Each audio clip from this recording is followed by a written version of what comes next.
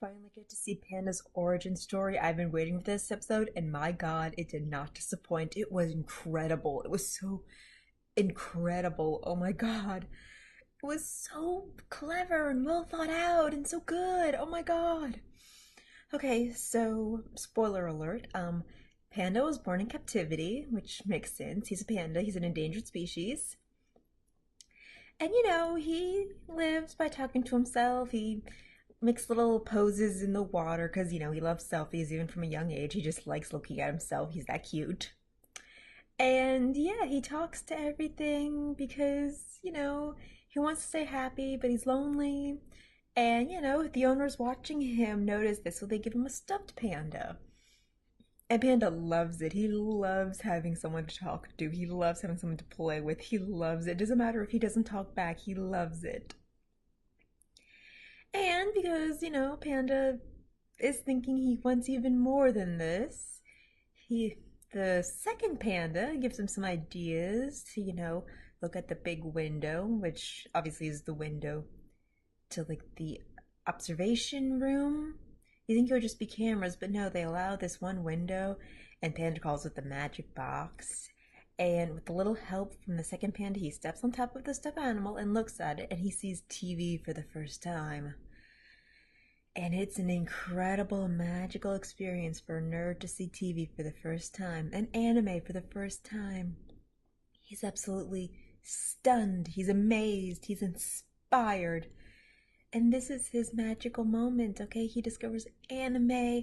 For some strange reason, they actually have a scene from Seinfeld. It's not just a made-up show, it's actually Seinfeld. That's kind of amazing. And yeah, like he sees all this stuff, like cell phones. Of course, this is kind of an older time, so they're the big hunky ones. This may be like the 80s or early 90s.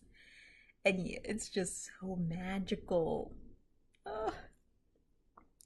And Panda wants more of the magic box, so he actually breaks out. And it's so clever how he does this. Like, he goes up his food, shoot from where he gets the bamboo from, and like he scurries through it. And yeah, the first magic box won't turn on, but then he realizes, and then, God, then he sees like all the screens of his home, and then things happening in them. And it's like, this is boring. It's like, that's so brilliant. It's like God looking at his own world through the magic box. He doesn't like it. But the TV, which follows the rest of the world, is amazing. That is such interest. That's so interesting. And yeah, eventually, he sneaks out. He gets past, the guards or the scientists taking care of him or whatever. And yeah, he has to leave Panda 2 behind, and that makes him really sad because that was his first friend.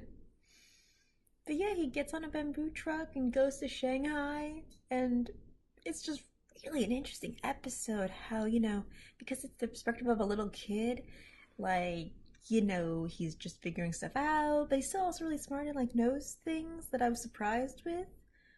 But yeah, it was just an interesting concept of how the magic box influenced Panda so strongly. It was beautiful. Okay, so now we have Ice Bear, who still has a pretty epic thing. Panda, also pretty epic. Grizz, oh my god. We had Born in the Wild, Born in Captivity. What is Grizz thing? I mean, yes, there was that one sneak peek where Grizz was all alone and learned to love a burrito and all that, but that does not count as an origin story, okay? That was a flashback to Grizz's cubhood, and that was, tender. But now I want to see Grizz's story. I was really interested in Panda because, I wanted to see the whole zoo aspect. I wanted to see how, he felt being in a cage.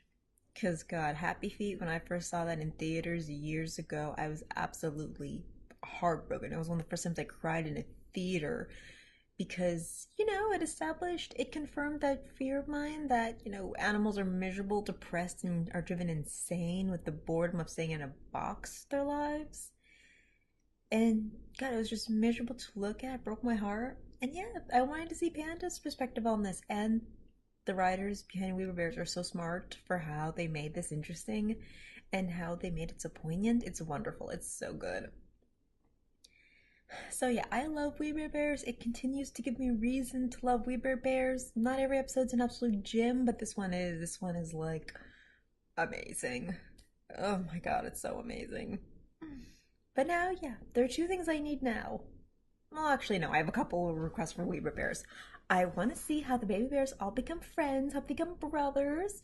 Okay, in what crazy country or city do they meet and decide, hey, we have the same dream. Let's meet. Is this gonna be like a TV movie? Because oh my god, I love that. That or ooh, maybe like a birthday episode where they'll celebrate their birthday and then all their friends meet. Like I really want, Officer Taps or yeah, her name's Taps. I really want like the ranger friend and Chloe to meet, and I want Charlie to put on a costume and meet everybody. And yeah, I really want that moment. But yeah, seeing what Grizz does before he meets his brothers will be so interesting. So yeah, I love this show. It continues to be wonderful. Thank you. Oh my god, I cannot wait for the next episodes. I cannot wait for the big meetup episode. It's gonna be amazing. Like, this confirms that it will be absolutely spectacular and original and wonderful. I'm so happy.